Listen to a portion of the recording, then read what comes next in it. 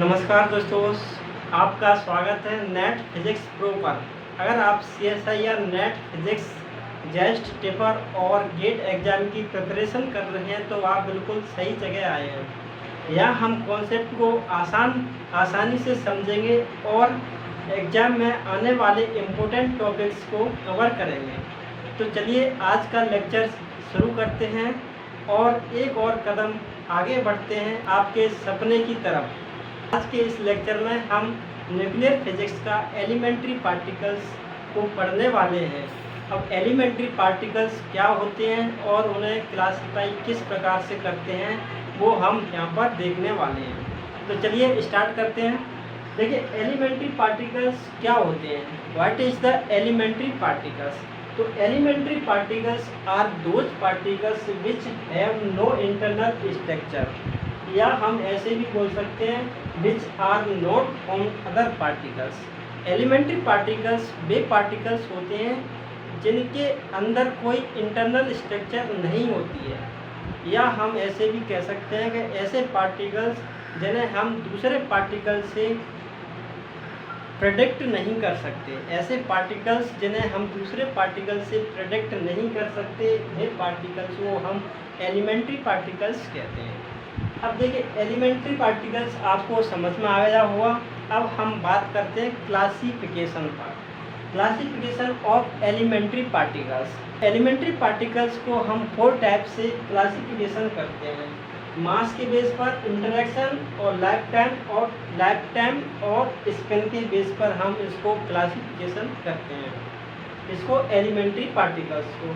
अब देखिए, मास के बेस पर हम क्लासिफाई करते हैं लेप्टॉन्स, मेसॉन और बेरॉन्स। अब लेप्टॉन्स, मेसॉन और बेरॉन्स क्या हैं, कौन से पार्टिकल हैं, वो हम देखने वाले हैं स्पिन में हम इसको डिटेल में क्लासिफाई करने वाले हैं। ओके, तो आप अभी तक यही समझ लीजिए कि लेप्टॉन्स, मेसॉन और बेरॉन्स पार्टिकल्स होते हैं। अब देखिए, मास के बेस पर हम कितने कैटेगरी में डिवाइड करते हैं, 3 कैटेगरी में हम उसको एलिमेंट्री पार्टिकल्स को डिवाइड करते हैं, लेप्टॉन्स, मेसॉन और बेरॉन्स। जो लेप्टॉन्स पार्टिकल्स होते हैं वो लाइटर देन मेसॉन होते हैं। मेसॉन पार्टिकल से छोटे होते हैं। कौन से पार्टिकल्स जिनका मास मेसॉन पार्टिकल से कम होता है। ओके, जो पार्टिकल्स कौन से होते हैं, लेप्टॉन्स। मेसॉन होता है वो इंटरमीडिएट होता है, मतलब लेप्टॉन्स और बेरॉन्स के बीच में इनका मास वेरी करता है।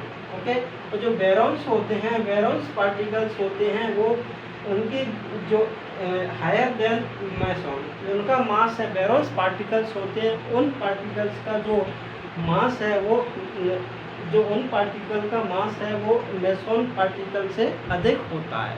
ओके, तो इस प्रकार हम मास को इस प्रकार हम एलिमेंट्री पार्टिकल को मास के बेस पर भी क्लासिफाई करते हैं।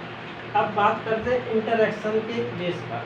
तो एलिमेंट्री पार्टिकल्स के बीच में जो इंटरेक्शन होता है वो 4 टाइप से इंटरेक्ट करते हैं। कौन कौन सा इंटरेक्शन होता है? नंबर फर्स्ट पे आता है ग्रेविटेशनल इंटरेक्शन, इलेक्ट्रोमैग्नेटिक इंटरेक्शन और वीक इंटरेक्शन, और आता है फोर्थ पे आता है स्ट्रॉन्ग इंटरेक्शन। अब यहाँ पर हम बात करते हैं ग्रेविटेशनल इंटरेक्शन।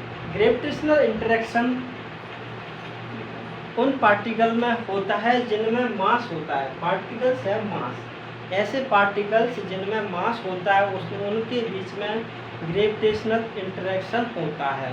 ओके, उनके बीच में कौन सा इंटरेक्शन होता है? ग्रेविटेशनल, या हम कह सकते हैं उनके बीच में एक ग्रेविटेशनल फोर्स लगता है, और जो उनके बीच में ग्रेविटेशनल फोर्स लगता है। ओके, और जो ग्रेविटेशनल इंटरेक्शन में जो एक्सचेंज पार्टिकल्स होता है वो होता है ग्रेविटॉन। अभी हम बात करें ग्रेविटॉन। ओके, तो यहाँ पर जो ग्रेविटेशनल इंटरेक्शन होता है वो उन पार्टिकल्स में होता है जिन पार्टिकल में मास होता है।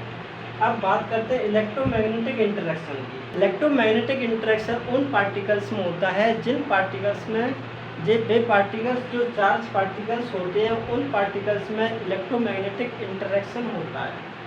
जो चार्ज पार्टिकल्स होते हैं उन पार्टिकल्स में इलेक्ट्रोमैग्नेटिक इंटरेक्शन होता है। अब जो वीक इंटरेक्शन होता है लेप्टॉन्स में। जो लेप्टॉन्स की जो फैमिली है उन पार्टिकल्स में कौन सा इंटरेक्शन होता है? वीक इंटरेक्शन होता है।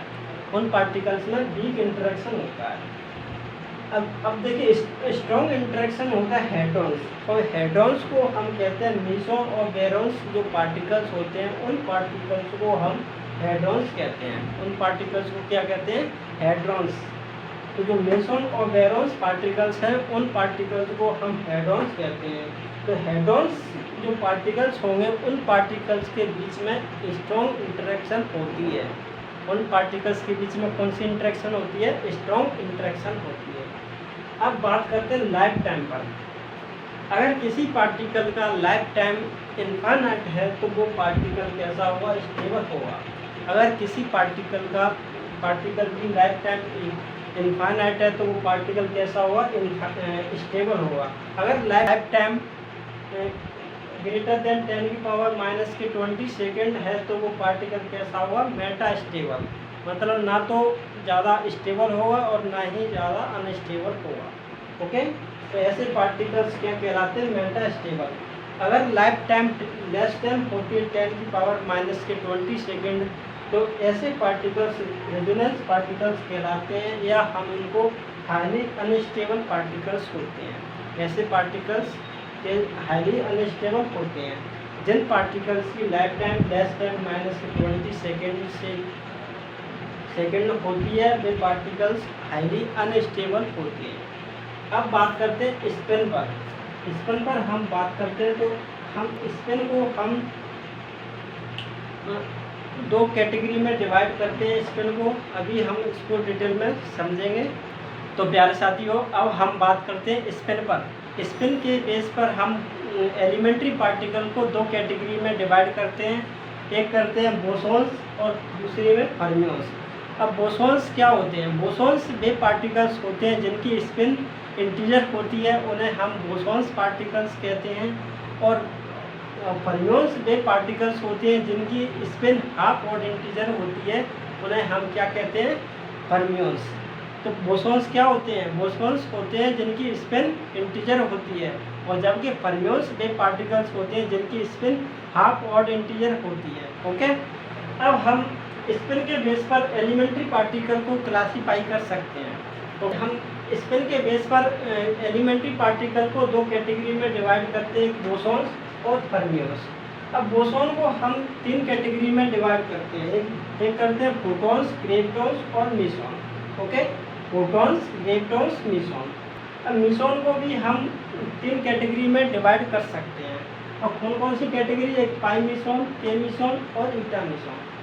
जो पाई मीसॉन होता है उसको फिर हम थ्री कैटेगरी में डिवाइड करते हैं, pi plus, pi minus, pi not. Okay, sorry. जो के मीसॉन होता है उसको हम फोर कैटेगरी में डिवाइड करते हैं, के प्लस, के माइनस, के नॉट और के नॉट बार। ओके, अब यहाँ पर जो ईटा मीसॉन को भी हम एक कैटेगरी में डिवाइड करते हैं, ईटा नॉट और ईटा डैश। जो ईटा डैश डिस्कवर हुआ था बाद में। ओके, ईटा डैश कब हुआ था? बाद में डिस्कवर हुआ था, पहले ईटा नॉट था। अब इसको हम बोसॉन फैमिली को हम इस प्रकार से कैटेगराइज कर सकते हैं। ओके, अब बात करते हैं फर्मियंस पर। फर्मियंस को हम दो कैटेगरी में डिवाइड करते हैं। एक करते हैं लेप्टॉन्स और बोरॉन्स। अब लेप्टॉन्स कौन कौन से होते हैं? लेप्टॉन्स को हम तीन जनरेशन में कैटेगराइज करते हैं। फर्स्ट जनरेशन बोलते हैं इसको, सेकेंड और थर्ड। फर्स्ट जनरेशन में हम इलेक्ट्रॉन को रखते हैं, और सेकेंड में रखते हैं म्यून को, और थर्ड में रखते हैं टॉनिक। ओके, तो इसमें हम फर्स्ट जनरेशन में ही हम लिख देते हैं न्यूट्रिनो, इलेक्ट्रॉन न्यूट्रिनो और म्यू न्यूट्रिनो और टॉन न्यूट्रिनो। इसको इसमें रखते हैं। ऐसा मैंने ऐसा क्यों किया? क्योंकि जो इसका जो इलेक्ट्रॉन नंबर होता है, जो +1 होता है, इसका इलेक्ट्रॉन नंबर क्या होता है? +1, और इसका होता है -1। इसका इलेक्ट्रॉन नंबर +1 होता है, इसका होता है -1। इसलिए मैंने इसको तीन जनरेशन में कैटेगराइज किया है। अब ए इसका एंटी पार्टिकल है, पोजिट्रॉन बोलते हैं इसको, और जे इसका एंटी पार्टिकल। ओके, न्यूट्रिनो का एंटी पार्टिकल है। इस प्रकार ए इसका एंटी पार्टिकल म्यू प्लस और इसका एंटी पार्टिकल म्यू माइनस। अब देखिए इसका एंटी पार्टिकल टाउ प्लस, इसका एंटी पार्टिकल टाउ माइनस। जो एंटी एंटी पार्टिकल्स होते हैं इसको हम क्या लिखते हैं, जो इनका जो इलेक्ट्रॉन नंबर होता है वो कितना होता है -1, जबकि जो पार्टिकल्स होते हैं इलेक्ट्रॉन्स, म्यून, टॉनिक और जो न्यूट्रिनो होता है उनका जो इलेक्ट्रॉन नंबर होता है वो कितना होता है +1। इस प्रकार हम इसको कैटेगराइज करते हैं। अब बात करते हैं बोरॉन्स पर। बोरॉन्स को हम दो कैटेगरी में डिवाइड करते हैं। नंबर फर्स्ट न्यूक्लियंस और हाइड्रॉन्स। अब न्यूक्लियंस क्या होते हैं, न्यूक्लियंस को हम दो कैटेगरी में फिर से डिवाइड करते हैं। तो पॉजिटिव न्यूक्लियंस को हम फिर से दो कैटेगरी में डिवाइड करते हैं, प्रोटॉन्स और न्यूट्रॉन।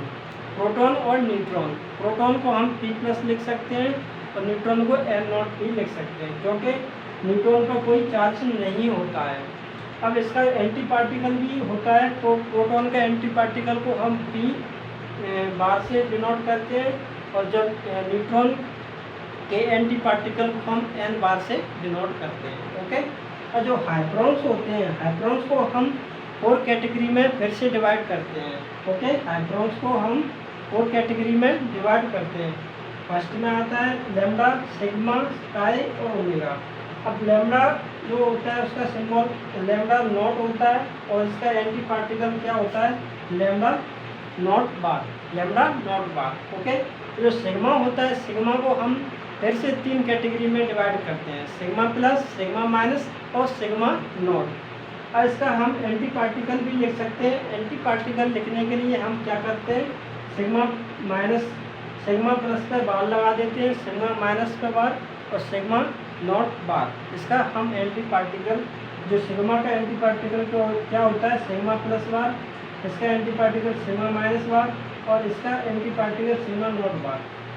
जो काई होता है उसको हम 2 कैटेगरी में फिर से डिवाइड करते हैं, काई माइनस और काई नॉट। अगर काई का हम एंटी पार्टिकल लेंगे तो काई, इसको हम काई बोलते हैं, काई माइनस बार और काई नॉट बार। ओके। और ओमेगा को हम इस प्रकार डिनोट करते हैं, ओमेगा बार और ओमेगा नेगेटिव बार। इसका जो क्या है एंटी पार्टिकल, इसका क्या है एंटी पार्टिकल। ओके। अब देखिए यहाँ पर मैंने नोट लिखा है, नोट में लिखा है प्रोटॉन्स, इलेक्ट्रॉन्स और pi naught, eta naught, eta dash are their antiparticles themselves. ये अपने आप में फ्री एंटी पार्टिकल्स हैं। ओके, इनका कोई एंटी पार्टिकल्स नहीं है। इस प्रकार हम स्पिन के बेस पर एलिमेंट्री पार्टिकल को कैटेगराइज करते हैं। ओके, ये हमने अभी किया है। इसको आप अपनी कॉपी पर 2-3 बार बना के देखिए और इसको याद करने की कोशिश करिए, क्योंकि अगले लेक्चर में हम इनकी प्रॉपर्टी को लिखने वाले हैं, क्योंकि हम कुछ प्रॉपर्टी को याद करने वाले हैं, जैसे कौन की स्पिन कितनी होती है, स्पिन पैरिटी देखने वाले हैं और parity, electron number, Barron number, strangest, जो हम अगले लेक्चर में देखने वाले हैं। क्योंकि ये सारी प्रॉपर्टी जब क्योंकि ये सारी प्रॉपर्टी जब हम रिएक्शन को कंजर्व करते हैं, कंजर्वेशन लॉ लगाते हैं, उस समय काम आती है। तो हम अगले लेक्चर में इनकी प्रॉपर्टी को हम डिस्कस करने वाले हैं, तो अगला लेक्चर आप देखना ना भूलें। तो आई होप आपको एलिमेंट्री पार्टिकल का क्लासिफिकेशन समझ में आया होगा। तो अब हम मिलते हैं नेक्स्ट लेक्चर में। ओके।